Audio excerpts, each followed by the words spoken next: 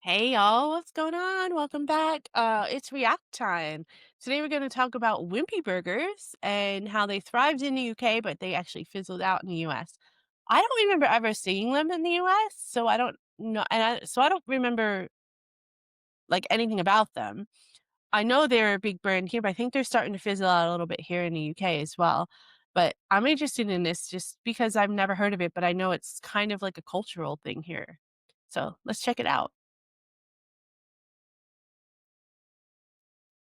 Shout out to Mashed, which is the, YouTube channel that put this together. Wimpy Burgers disappeared in the US, and here's why. Disappeared in the US but thrived overseas. You don't have to wait until Tuesday to find out. The story of Wimpy Burgers begins with J. Wellington Wimpy, the hamburger obsessed I'm sorry, just let me turn on the off this captions. friend of Popeye the Sailor Man. He famously promised to pay people back on a Tuesday that never seemed to arrive. He was also known You for guys, his relentless pursuit of free meals. do you guys know that? Did anyone watching this remember Popeye? I used to watch it all the time when I was a kid, and I remember Wimpy about the pay. I will gladly pay you Tuesday for a hamburger today, or something like that. I don't remember if he had a British accent or not. But that's how it came out for me for some reason. Often indulging in burgers in the most unexpected locations. The founder of the Wimpy restaurant was a man named Edward V. Gold, who had a close affinity for Wimpy. With a keen understanding of the comic strip's popularity and the widespread appeal of hamburgers, Gold saw an opportunity to bring the essence of Wimpy to life through a unique dining experience. So he aimed to create a space where people could indulge in deliciousness and high quality by creating a 10-cent hamburger that rivaled the 5-cent options on the market. I'll have a hamburger, for which I will gladly pay you Tuesday. See, it's British, right? It sounds British. It definitely sounded British to me. Maybe it's the American ears. Um, what was the other thing I was gonna say? Uh, 10 cents for a hamburger, and the going rate was 5 cents. That's a long ass time ago. That's a long time ago. Before it became the Wimpy Do any of you remember paying 5 or 10 cents for a hamburger? we know it as today, the restaurant went by a couple different names. When Edward V. Gold opened the first location stores in Bloomington, Indiana on September 12, 1934, the place was known as Wimpy Grills. Gold then established Wimpy Grills restaurants in 5 other cities in the Midwest, and in 1936, That kinda looks like a Wendy's, just minus the yellow. I don't know if you guys are familiar with Wendy's, it's also a fast food chain. I know you have a couple here, but they're not as widespread. But they're basically like a little bit of an upscale McDonald's, which I think Wimpy was supposed to be as well. he opened the first Chicago location. 20 years after the founding, Gold made plans for international expansion as he teamed up with the British chain J. Lyons and Company. Lyons wasted no time establishing the first Wimpy bar in the United Kingdom, with the inaugural location opening its doors in 1954 at the Lyons Corner House on Coventry Street in London. Eventually, the success of the Wimpy bar led to the establishment of standalone Wimpy restaurants that specialized in burger-focused meals. In the 1970s, the Wimpy menu in the UK didn't include your typical fast food fare. In addition to the hamburgers and fries it still serves today, Wimpy pushed the boundaries with brunches, ingeniously incorporating its signature patties and hot dog vendors, as well as delectable pastries, crispy fried potatoes, and even hearty soups. The vendor Okay, they served brunch at a fast food restaurant. I love it. You guys don't do brunch here really, and it's sad because brunch is lovely. And mainly that's probably because I don't like getting up early enough to have an actual breakfast, but, a nice brunch. So brunch is kind of like a mixed breakfast and lunch, hence the term. And, so you usually have breakfast stuff available, but you also have, like, lunch stuff, so hamburgers, sandwiches, stuff like that. It's delicious. There's restaurants in America that, like, specialize in brunch. It's fantastic. now called a bendy and cheese on today's menus. Ew! Like a sausage? How do you eat that? Why is it standing up? That's weird as hell. Was a so called rule breaker hot dog. It was sliced into pieces, reshaped into a circular form, and served in a bun with cheese, tomatoes, and onions. Wimpy also served desserts like the brown derby, also Not look appetizing at all. known as the chocolate bowler. It consisted of a fried donut topped with whipped cream, nuts, and chocolate fudge syrup. That looks good. And nestled discreetly at the bottom of the menu was a message stating that there had to be a minimum 20 pence charge per person, equivalent to about 25 cents in American dollars today. This requirement applied during the lunch hours from noon to 2 p.m. and all day on Saturdays. Wimpy set itself apart from the majority of fast food joints by offering table service instead of the conventional counter service. When Wimpy arrived in Glasgow, Scotland in the 1960s, it quickly became a sensation by providing Scots with their first taste of imported American fast food cuisine. And the traditional table I love how they call fast food cuisine. It's not cuisine, guys. It's just fast food. service, with cutlery and food served on plates, added a touch of elegance to the whole experience. Customers could relax, take their time, and enjoy their meals in a comfortable setting that wasn't too fast or too casual. While Wimpy's table service and attention to detail resonated with customers for many years, economists believe that it eventually contributed to the chain's decline. The arrival of competitors like McDonald's, with its efficient over the counter system and disposable containers, prevented a quicker and more convenient option. This shift in customer expectations and the rise of competing chains posed serious challenges for Wimpy. For nearly 3 decades, the table service at Wimpy and its near monopoly on the fast food market made it a beloved destination for Scots. But eventually, they just couldn't keep up. You ain't first, you're last. Honestly, I've known the people of Gaza for a long time because I used. Oh, that's funny. 1977 article in the Chicago Daily News, Wimpy Grill's founder Edward V. Gold was quoted as saying, "I don't give a what happens to the business. When I'm 6 feet under, what the do you think the difference will be to me what happens to it?" This was just months You have to admire the honesty and the bluntness. Wow. Okay then. before he died at the age of 70 of a heart attack. He never married and didn't have any kids, and the American Wimpy franchise was facing an uncertain future. Gold had established a national chain known for its inviting atmosphere and quality food. At its peak, Wimpy had 25 restaurants across the United States. But by the time of his death, only Wow, they served a traditional English breakfast. That's kind of cool.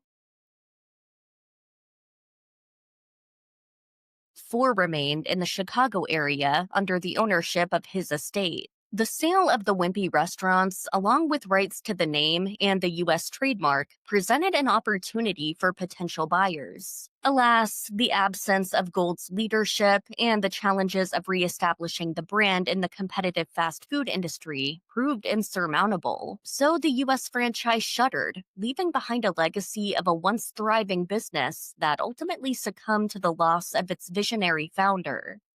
While the Wimpy name was deteriorating in the United States, it was gaining traction overseas in the United Kingdom. Since its opening in 1954 in London, it has been hailed as one of the most British things to emerge in the nation. It's faced competition for more high-profile names in the fast food industry, but Wimpy sees itself as a unique dining experience, as opposed to a direct rival. As Claire Starling, the marketing manager of Wimpy International at the time, explained to The Guardian in 2002, "We have no high street comparison. Is that fish fingers?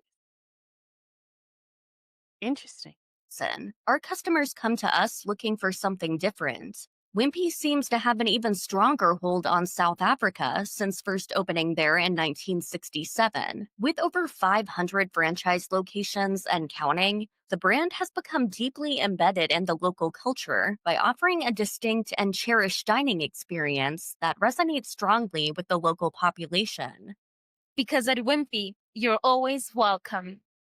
In October 1999, Wimpy launched a chain of fast food restaurants in the UK called Dr. Beek's Chicken. Wimpy originally aspired to be a unique dining experience, so what motivated them to go head to head with the likes of KFC? While Wimpy had no desire to compete with major fast food companies like McDonald's and Burger King, it soon realized that those chains were a huge factor hindering its growth. As a Wimpy chief executive admitted to Campaign magazine, we have been competing with McDonald's since it launched here. So Wimpy looked for a new revenue stream by launching Dr. Beek's and aimed to challenge KFC by offering healthier options focused on white meat and oven-baked chicken. That's not a good game name, Dr. Beaks. That's a terrible name for a chicken establishment. Last, Dr. Beek struggled to gain traction due to its predominantly motorway service locations and an inability to match the well established KFC brand name. It eventually merged with the original company to become Wimpy Chicken in 2003, but they still ended up closing all of its locations within just a few years. Even before the Dr. Beek's flop, Wimpy Why don't you just offer some chicken dishes at Wimpy? Like, they had chicken on the grill there. Why don't you just offer some, like, fried chicken dishes at Wimpy? Wouldn't that make much more sense economically? I mean, that's what a lot of those, franchises did in America is, like, once there was a kind of sour on red meat and there was an uptick in chicken, they just started offering chicken sandwiches. Chicken burgers, we guys call them here, which I don't know why, but so, we start offering that. It's weird. He turned out to be a small fish in too big a pond. And so in 1989, the company was acquired by Grand Met. Alan Shepard, the chairman and chief executive of Grand Met, told the Herald that year, "The purchase provides a rare opportunity to gain the sites needed to expand our European retailing operations." A year later, Grand Met announced that roughly 20 Wimpy locations would be converted into one of its direct competitors, Burger King. This acquisition signaled a significant shift in the fast food industry that shut They bought them just to convert them into Burger Kings. Corporations, man. light on the challenges faced by smaller players. Grand Met saw Wimpy's locations as valuable assets that could boost its own retailing operations. While the acquisition may have been a strategic move for Grand Met, it marked a rather sour turning point for Wimpy. The absorption of several franchises into the Burger King brand diminished Wimpy's presence and identity in Great Britain. In 1990, Grand Met sold what remained of the Wimpy restaurants to a former Wimpy managing director and his business partners who helped rebuild the brand. While We asked Juniper patients. Sorry about the ads, everybody.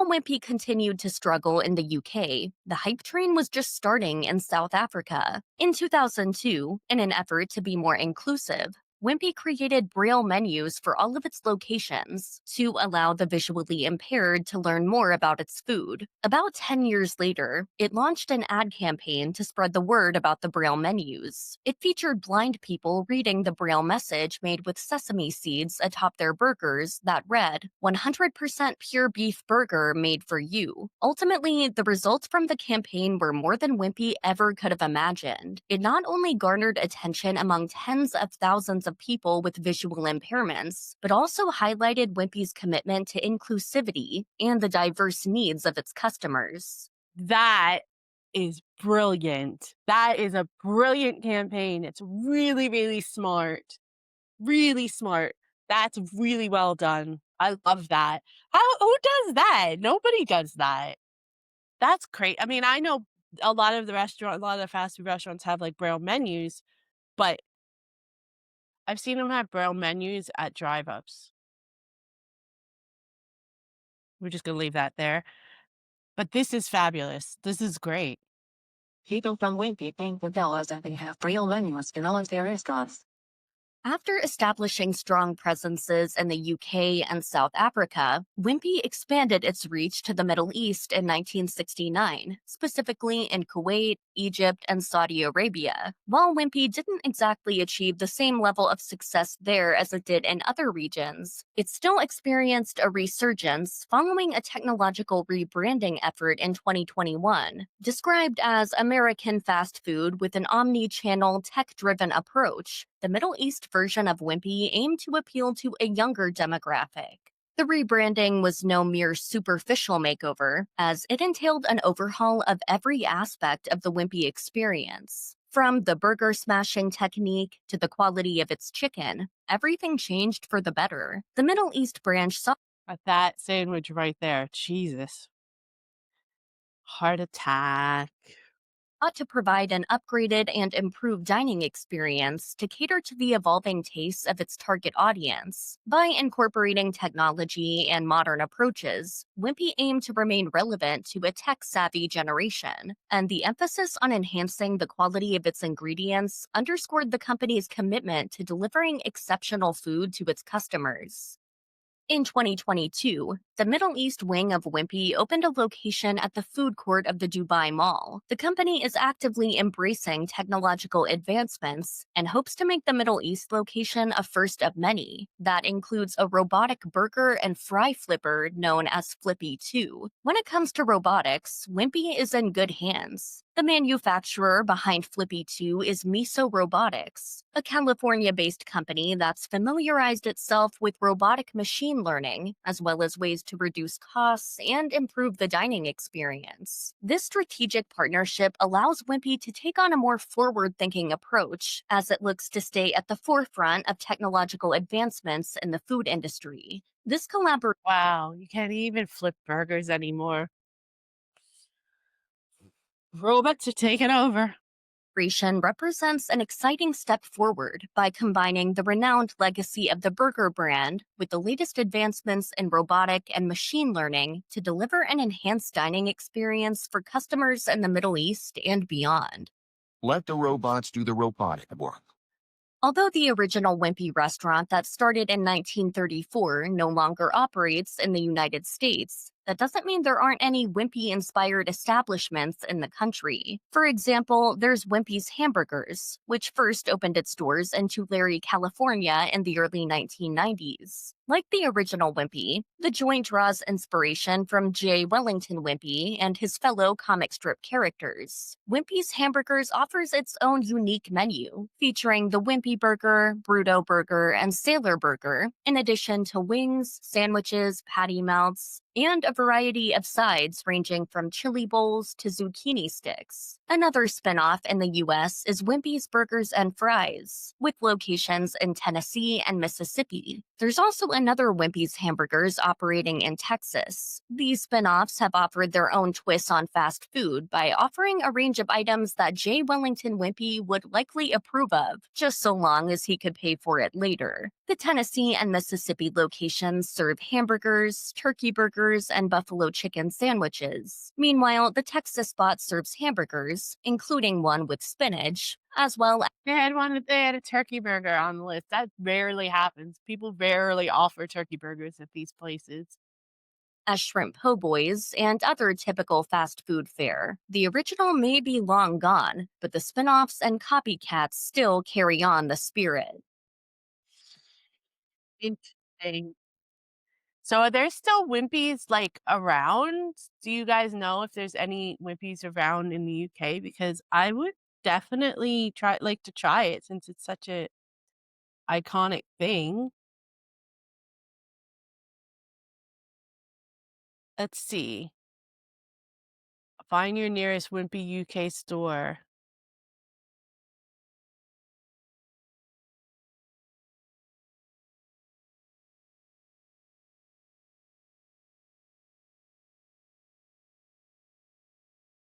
Ooh, there's one near me.